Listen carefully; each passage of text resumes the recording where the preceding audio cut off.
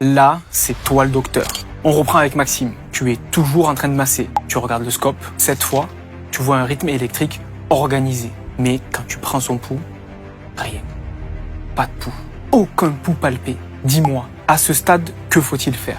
Réponse A, un choc électrique. Réponse B, l'injection d'amiodarone.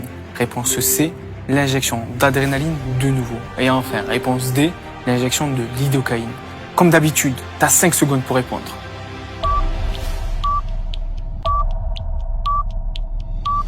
T'as mis l'adrénaline? Bien joué, Doc. J'avoue, la question n'était pas facile. En tout cas, c'est ce qu'on fait.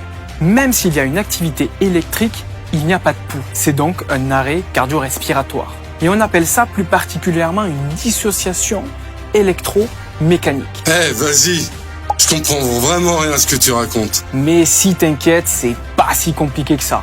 Je t'explique. En réalité, c'est un peu compliqué quand même. Comme on l'a vu dans les autres vidéos, l'activité électrique du cœur déclenche une contraction musculaire, ce qui permet au sang de circuler dans tout le corps. Mais dans une dissociation électromécanique, c'est particulier. Le signal électrique est bien là, il est régulier, il s'affiche sur l'ECG. Mais le cœur, lui, ne suit plus. Il ne se contracte pas.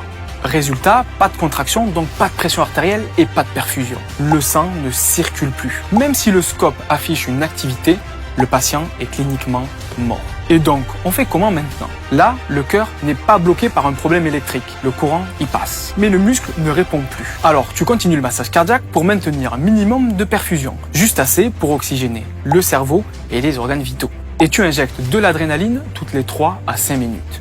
Pourquoi? Pour augmenter la pression artérielle et tenter de relancer une activité cardiaque efficace. Et bien sûr, pendant ce temps-là, tu recherches la cause. Parce qu'un arrêt cardiaque, ça peut être réversible si tu trouves vite la source du problème. Actuellement, tu es à 4 mg d'adrénaline. Et là, tu prends le pouls de Maxime. Enfin un pouls. Tu as enfin récupéré un pouls. Tu as réussi à sauver Maxime. Maintenant, question pour toi. Connais-tu ces fameuses causes réversibles à rechercher dans un arrêt cardiaque? Petit indice, on les résume avec un moyen mémotechnique bien connu. 5H, 5T. Dis-moi en commentaire et bien évidemment je te répondrai ensuite. Je te dis à très vite.